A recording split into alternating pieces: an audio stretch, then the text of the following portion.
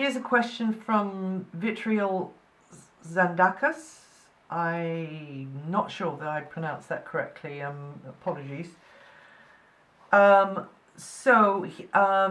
Vitriol is asking what happens with people who are missing one or more signs in their houses, and do they still have an influence according to my ascendant Gemini, which would place them in my 6th and 12th house?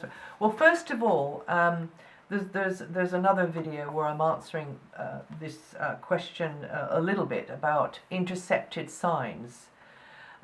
You will have every single sign in your natal chart, but it might be intercepted. In other words, sometimes we get 3 signs in a house, because houses are actually different sizes. Some houses are very large, some houses are very small.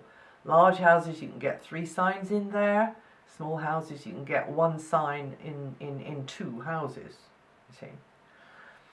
So, but it's important for a cusp line to be going through the sign so that energy can that project itself, feed itself out into the world.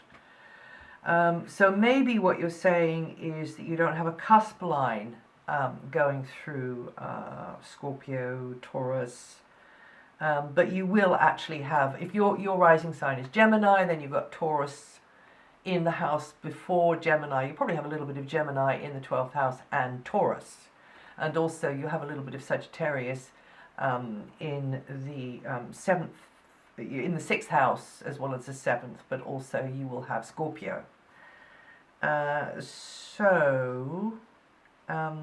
You won't be missing any signs, right?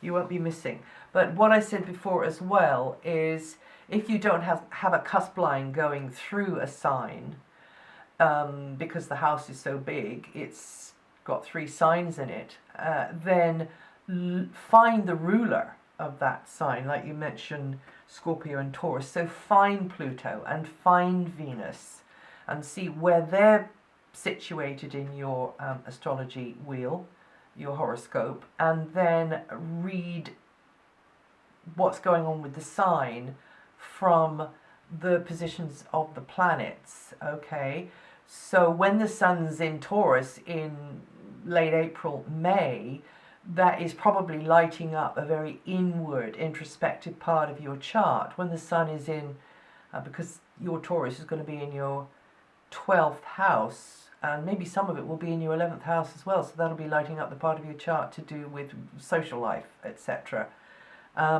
Or when the sun in November, in late October and in November, is in Scorpio, then in your chart that means it's going to be lighting up the part of your chart which is to do with health matters, work, you know, just getting on with repairs and doing mundane everyday chores, basically duties.